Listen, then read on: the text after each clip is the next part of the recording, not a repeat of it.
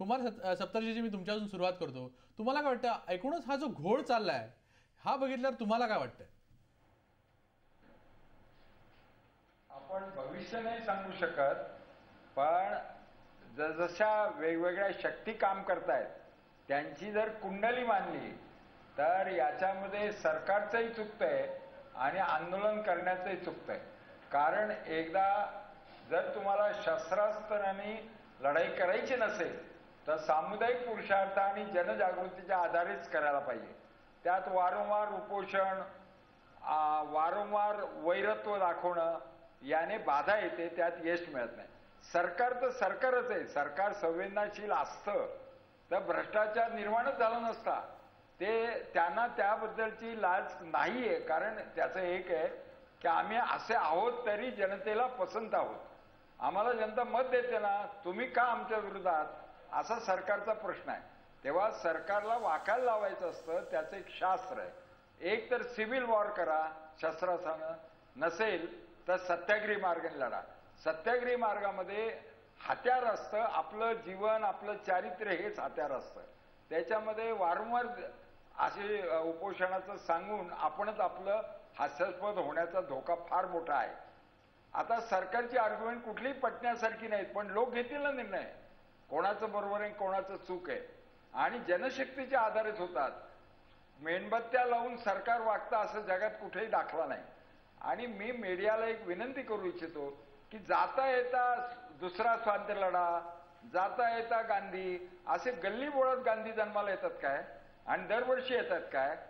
ते युगपुरुष असतात. आपण त्यांच्यापासून थोडं मार्गदर्शन घ्यायचं असतं. त्यांनी सत्याग्रहाचं शास्त्र, अगदी फिजिकल शास्त्र जसं असतं, पाणी 100 डिग्रीला उकळतं त्याप्रमाणे आहे. त्याच्यामध्ये ह्या जे आता केजरीवाल अण्णा या सगळ्यांच्या मनामध्ये जोपर्यंत वैरभाव आहे कपिल सिब्बल किंवा अन्य मंत्र्यांबद्दल, तोपर्यंत याला यश मिळणार नाही. आणि सरकार तर आपलं बोलतच राहणार. त्यांना पॅरल गव्हर्नमेंट करतंय असं आरडाओरडा ते करणार, कोणालाही करतात ते. आणि पॅरल गव्हर्नमेंट तुम्ही जे मगाशी म्हणालात की संवेदनशील आहे हे सरकार, त्याच्यावर मी भाई जगतापांना विचारू इच्छितो. भाई, तुम्ही काय म्हणाल की खरंच संवेदनशील सरकार आहे? कारण ज्या पद्धतीने अजूनपर्यंतच्या घडामोडी झाल्या त्यावरून तरी सप्तर्षींना वाटतं की सरकारला संवेदना नाही आहेत. मला असं वाटतं की ठीक आहे, हे सगळ्यांनाच स्वातंत्र्य आहे, त्यांनी काय बोलावं. जसं अण्णांना स्वातंत्र्य तसं सप्तर्षींनाही स्वातंत्र्य, मलाही आहे.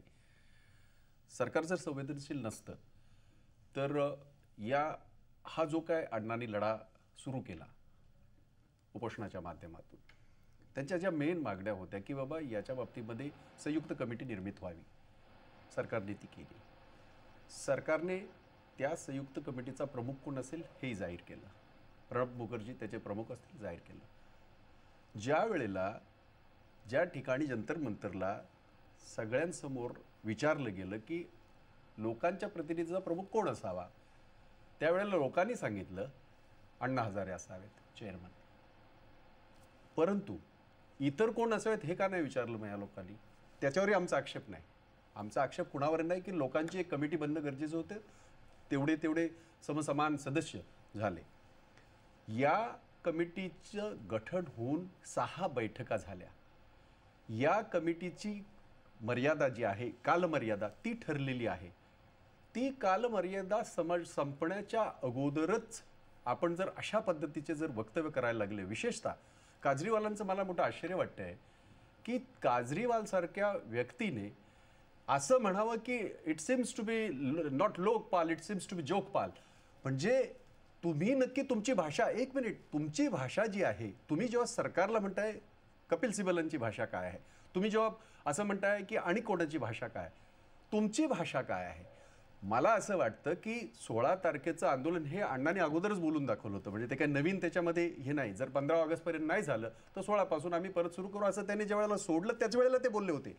परंतु त्याचा सारखा वेगळ्या पद्धतीने उच्चार करणं हे मला तितकंसं योग्य वाटत नाही. आणि सरकार जर समजा गंभीर नसतं, संवेदनशील नसतं तर सरकारने 6 बैठका घेतल्या नसत्या. सरकारने हेही सांगितलं 30 तारखेच्या. इकडे प्रश्न हा आहे की मसुद्यात काय असायला हवं. खरंय.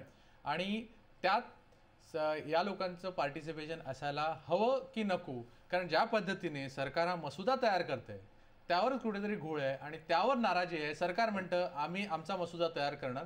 तुमचं काय घेणं देणं नाही थोडक्यात? नाही, असं नेमकं असं सांगितलं गेलेलं नाही. आपल्याला थोडंसं आणखीन हे करण्याचा प्रयत्न करतो. साधारण माझ्या माहितीप्रमाणे, माझी माहिती तोकडे असण्याची शक्यता आहे, मला माहीत नाही, साधारण 32 मुद्दे एकंदरीत होते. त्याच्यापैकी 6 मुद्द्यांवर अजूनही थोडे मतभेद आहेत आणि त्याच्यातला महत्त्वाचा मुद्दा जो त्याच्या ॲम्बिटमध्ये पंतप्रधान आणि इतर असावेत की नसावेत तो आहे. अगदीच म्हणायचं झालं खासदार असावेत की नाही, बाकी कोण असावेत, असं हे ते 5-6 मुद्दे आहेत माझ्या माहितीप्रमाणे. मी परत एकदा सांगतो, माझी माहिती ही असं शकेल. परंतु मी आपला लक्ष आणखीन एका गोष्टीकडे वेधू इच्छितो. या देशामध्ये जे काही कायदेतज्ञ आहेत, जसे आज आपल्याकडे फली नरिमन आहेत, त्यांचं कालच जर तुम्ही वक्तव्य ऐकलं असेल, आज सबरवाल झाले, जेठमलानी झाले, फली नरिमन झाले, हे या देशातले कायदेतज्ञ आहेत, लक्षात घ्या. फली नरिमनांचं सुद्धा असं म्हणणं आहे की देशाच्या पंतप्रधानांना या ॲम्बिटमध्ये घेऊ नये, असं त्यांचं मत आहे. देशाच्या पंतप्रधानांनी असं कधीच सांगितलं नाही, कुणीही असं सांगितलं नाही. मग असं मला सांगा की ज्या मुद्द्यांसाठी आपण भांडत आहात किंवा ज्या मुद्द्यासाठी आपण तिथे चर्चा करत आहात बैठकींमध्ये, त्या मुद्द्यांच्या संबंधामध्ये तुम्ही तुमची ती पूर्ण कालावधी जाऊ द्या. आणि ते नाही झालं तर आज पूर्ण देश बघतोय, ह्या सगळ्या प्रक्रियेकडे पूर्ण देश पाहतोय. ठीक आहे, मी येतो भाई तुमच्याकडे. तुम्ही सांगा राऊतजी की ज्या पद्धतीने हा सगळा कारभार चाललाय किंवा जे महत्त्वाचे काही मुद्दे आहेत, जसं 1-2 मुद्दे हे म्हणाले, त्या मुद्द्यांवर शेवटी सरकार आपली मतं का व्यक्त करत नाही? सरकारनं असं का वाटतं की राजकारणी यापासून दूर राहावेत किंवा MP ते असतील तर ते दूर राहावेत, प्राईम मिनिस्टर इनविन्सिबल, प्राईम मिनिस्टर दूर राहावा? आणि हे मुद्दे काय आज नवीन नाहीत, याच्यावर वेळोवेळी चर्चा झाली आहे, वर्षानुवर्ष चर्चा झालेली आहे, आणि तरी कुठेतरी आपण पोचत नाही त्या मुद्द्यापर्यंत, असं का? मंदारजी, मला थोडंसं याच्यामध्ये सविस्तर बोलायचं आहे. पहिलं तुम्ही ह्यांना विचारलं होतं की हे सरकार संवेदनशील आहे का, आणि ते म्हणतात की संवेदनशील आहे. माझा मुळात मुद्दा असा आहे की हे सरकार संवेदनशील नाही, आणि असलं संवेदनशील तर ते चलाखी ही संवेद नाही. हे सरकार चलाखीने वागतं आहे. चलाखी म्हणजे हातचलाखीसारखी जी चलाखी असते अशा चलाखीने वागतं आहे. त्याच्यामुळे झालं आहे काय की अण्णांनी जेव्हा उपोषण सुरू केलं, पहिल्यांदा टिंगल करण्यात आली. ही संवेदना आहे का? ज्या पद्धतीने अण्णांनी उपोषण सुरू केलं त्यावेळी त्यांची टिंगल चालली होती. त्यानंतर जेव्हा लक्षात आलं की इतका प्रचंड जनसमुदाय जमतोय, आणि केवळ दिल्लीत नव्हे तर या देशातल्या जवळजवळ 150 गावांमध्ये, शहर आणि गावांमध्ये हे आंदोलन सुरू झालं, त्यावेळी सरकारने ताबडतोब GR काढून मागणी मान्य केली. आता हा GR कुठून काढला, हा GR कुठल्या नियमाने काढला, याच्यावर जो कोणी काही विचारायचं नाही, परंतु अपवादात्मक परिस्थितीत अपवादात्मक निर्णय घेतला. इथे सरकारची चलाखी अशी की जेव्हा अण्णांनी सांगितले तुमचे 5 प्रतिनिधी, आमचे 5 प्रतिनिधी, त्यावेळी जे 5 प्रतिनिधी निवडले हे 5ही प्रतिनिधी हे काँग्रेसचे आहेत. खरं म्हणजे सरकार UPAचं आहे. UPAचे सरकार असताना जर का अन्य घटक पक्षांचे सदस्य का निवडले नाहीत? बरं, हे जे सांगितलं होतं, जर का आपल्याला खरोखर आपण संवेदनशील असाल आणि खरोखर आपल्याला एक चांगलं लोकपाल विधेयक यावं असं वाटत असेल, तर मग आपण विरोधी पक्षनेते आहेत, लोकसभेत आहेत, राज्यसभेत आहेत, विरोधी पक्षांमध्ये अन्य पक्षांमध्ये विरोधी नाहीत, अन्य पक्षांमध्ये अनेक कायदेतज्ञ आहेत, यांच्यापैकी कोणालाही न बोलवता फक्त काँग्रेसचं सरकार समिती केली. याच्यामध्ये एक चलाखी आहे. ही नंबर 1ची गोष्ट. त्यामुळे हे सरकार संवेदनशील नाही आहे, हे सरकार चलाख आहे. त्याच्या पुढचा जो मुद्दा आहे, आपण जो विचारलात की हे जे आता अजूनही 6 मुद्दे जे काही गुंतलेले, आणि सारखं म्हणतात की 34 मुद्दे होते, फक्त 6वर आम्ही अडकलो. अरे पण 6 कुठले मुद्दे आहेत? सगळ्यात अहम मुद्दे जे आहेत, सगळ्यात महत्त्वाचे मुद्दे आहेत, तिकडेच अडकले आहेत ना, की पंतप्रधान असावे की नाहीत, ज्युडिशरी त्याच्यात असावी की नाही, खासदारांचं संसदेतलं वर्तन त्याच्यात असावं की नाही, आणि ज्येष्ठ ब्युरोक्रेसी याच्यात असावी की नाही, हे सगळ्यात महत्त्वाचे मुद्दे आहेत. पंतप्रधान का नसावेत बरं? ठीक आहे, कायदेतज्ञ काय जे बोलत असतील, मला असं वाटतं की या देशामध्ये जर का सर्व नागरिक कायद्यासमोर समान असतील तर मग पंतप्रधानसुद्धा जे सामान्य नागरिकाप्रमाणे ते सुद्धा कायद्यासमोर समान असले पाहिजेत. नंबर 1ची गोष्ट. नंबर 2ची गोष्ट अशी की घटनेनेच सांगितलेलं आहे आणि आपण सर्वांनी मान्य केलेले आहे की prime minister is first among the equals. जे सर्व समान आहेत त्यांच्यातले ते पहिले आहेत, पण ते समानच आहेत ना.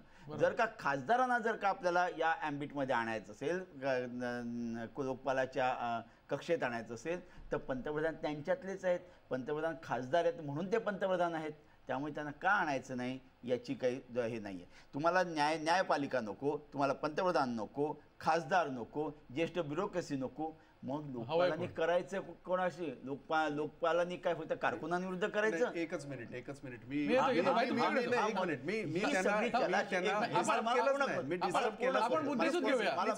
प्लीज नाही कारण थोडक्यात लोकपाल विधेयक तर आणायचं ही चलाखी. लोकपाल विधेयक आणायचं 30 जूनला लोकपाल विधेयकाचा मसुदा तयार होईल असं वारंवार सांगणार. पण हे लोकपाल विधेयक काय असणार? हे नखहीन, दंतहीन अशा तऱ्हेचं एक अत्यंत काम कायद्यासाठी कायदा आणायचा असं तुमचं म्हणणं आहे. अशी ठीक अनेक आहे. काय- नाही, बाई, एकच मिनिट माझी असं विनंती आहे. म्हणून या मूळ मंदार, एकच कल्पनेची- मिनिट. बाई, मी येतो. आपण- आपण अण्णांच्या बाजूचं पण ऐकून घेऊया, नंतर मी तुमच्याकडे येतो. नक्कीच, तर नक्कीच. मी फक्त काय झालंय की अतिशय बुद्धिवान आहेत, चतुर आहेत, आणखीन ते म्हणाले तसे चालाक आहेत आणि त्यांनी मी चालाकी नाही. ते तुम्ही आणि ती तुमची चालाकी तुम्ही दाखवून दिली. नाही, नाही, एक मिनिट, कारण या सगळ्या गोष्टी जेवढ्या तुम्ही म्हणालात तेवढ्या सगळ्या गृहीत धरून संसदेमध्ये याची चर्चा होईलच. मसुदा तयार होतोय, कायदा तयार झालेला नाही. नाही भाई मी मसुद्यावर आपण येणार लक्षात आहे घ्या. आणि आपण स्वतः नाही, मग खासदार आहात. काँग्रेसला याची काळजी का हे पण मी तुम्हाला विचारतो. विचारा. आपण उत्तर देऊ. सुरुवातीला विश्वंभर चौधरीजी, तुम्हाला काय वाटतं की ही शिवाशिव का ठेवली याच्यात?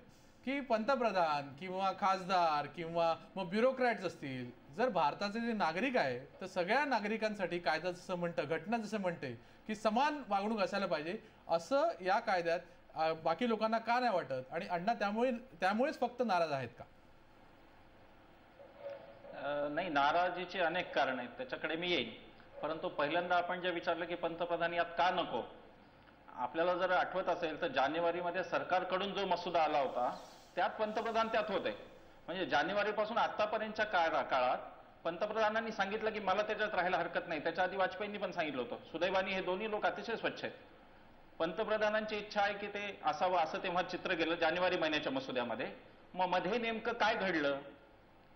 कोणते नेते ज्यांना हे नकोय आणि म्हणून त्यांना असं वाटतं की उद्याचा पंतप्रधान हा आपल्या मनाप्रमाणे जर आला तर आपले हा भ्रष्टाचार चालू राहायला पाहिजे असं वाटणारे कोण नेते? त्याचा पहिल्यांदा खरं पक्षांनी, काँग्रेस पक्षांनी शोध घेतला पाहिजे. मला अत्यंत वाईट वाटतं की सरकारची कमिटमेंट, एकच उदाहरण सांगतो. मेधाताई जेव्हा उपोषणाला बसल्या, 9व्या दिवशी उपोषण सोडताना सरकारने एक कमिटी मान्य केली होती. ती कमिटी उपोषण संपल्यानंतर काल सरकारने बरखास्तीचा निर्णय घेतला. आता जर अहिंसक पद्धतीने होणाऱ्या आंदोलनांना तुमचा जर हा प्रतिसाद असेल तर तुमची अशी इच्छा आहे का की देशात नक्षलवादी तयार व्हावेत? शांततामय मार्गाने लोकांनी आंदोलन करू नये का असं सरकारला वाटतं का? याचं पहिल्यांदा भाईंच्याकडून खरं म्हणजे मला उत्तर अपेक्षित आहे. अगदी. दुसरी गोष्ट की एक्सक्लुशन, क्लॉज ऑफ एक्सक्लुशन जो दिलाय तो इतका दिलाय, पंतप्रधान नाही, जॉईंट सेक्रेटरीच्या वरचे अधिकारी फक्त खालचे नाही. मला एक सांगा मंदारजी, ज्याला त्रास होतो तो माणूस तहसीलदार, तलाठी किंवा ग्रामसेवक अशाच्या भ्रष्टाचाराने पीडित जो सामान्य माणूस आहे त्यांनी काय करायचं? जर जॉईंट सेक्रेटरीच्या वरचे अधिकारी फक्त घेतले तर देशात मोजून 2000च्या वर अधिकारी नाहीत. मग एवढं मोठं विधेयक खासदाराला लागू नाही, नेत्यांना लागू नाही, जे जॉईंट सेक्रेटरीच्या वर कोणाला लागू, मग हे आणायचं कशासाठी? 2000 साठी आणायचं का? भरतकुमार राऊत बोलले, त्यांच्याशी मी पूर्ण सहमत आहे. माझा या रविवारच्या नवा काळमध्ये मी एक लेख लिहिला आणि त्यात मी असं म्हटलं की सरकारला हवंय ते स्वतःच्या तालावर नाचणारा एक माकड, सरकारला भ्रष्टाचारांना पकडू शकेल असा सिंह आणायची सरकारची इच्छा नाही, कारण त्याच्यामुळे सरकारमधले अनेक जण अडचणीत येणार.